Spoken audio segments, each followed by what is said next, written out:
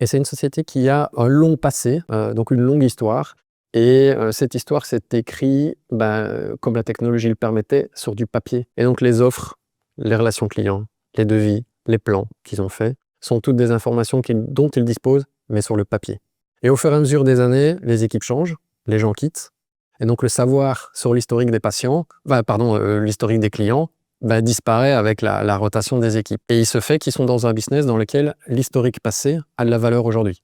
Donc c'est une forme de preuve que comme je connais ton histoire, alors je suis le meilleur pour te recommander quelque chose. Et donc leur souhait, c'est de dire, moi je voudrais digitaliser et avoir accès à toute cette historique papier. Donc ne pas retourner dans les fardes, ne pas devoir chercher, et surtout ne pas dépendre de Pierre-Paul Junck qui connaît dans quelle farde ça se trouve pour retrouver l'info. Donc ce qu'on fait, qu'on scanne toute la documentation papier, on nourrit l'IA avec, on entraîne l'IA avec, et puis après j'ai plus qu'à poser des questions, et l'IA répond. Donc ça, c'est vraiment un scénario un peu particulier où on cherche à sauver un historique et à constituer en fait un savoir de l'entreprise.